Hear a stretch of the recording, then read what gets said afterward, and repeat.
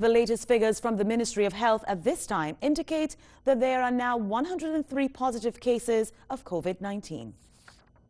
Residents of Brooklyn settlement in Sangre Grande launched a fiery protest last night, upset over a number of COVID-19 cases who are now being quarantined in their community.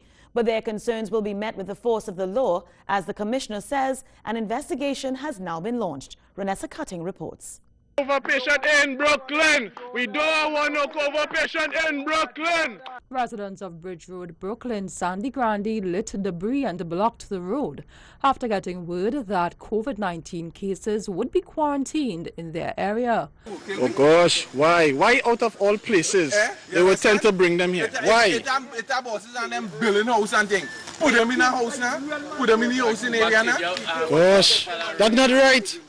Police Commissioner Gary Griffith says he has launched an investigation into the incident. As he says, while persons have the right to protest, that right could never supersede and override the laws of Trinidad and Tobago or the rights of others. TV6 visited the area today, where the councillor was meeting with concerned residents and confirmed that he had been asked to cooperate in the investigation. I've spoken to the head of the village council here in Brooklyn. No one from the village council was consulted. You had two officers from the ERHA giving residents some little brochures pertaining to coronavirus and COVID-19.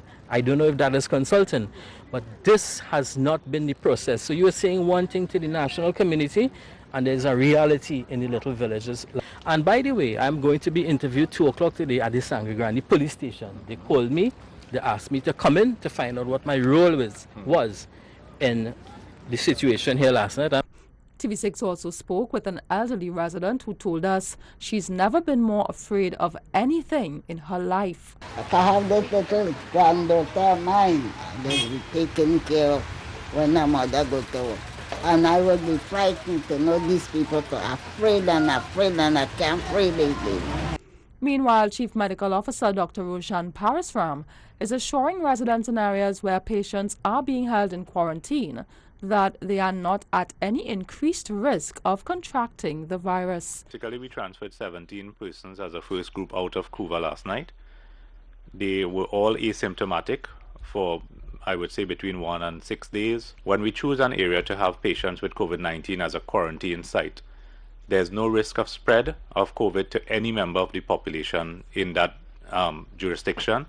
We go to lengths to ensure that the site is so laid out that there's a certain distance between the edge of the property and even the dwellings within, so that there can be no spread. Rynessa Cutting, TV6 News.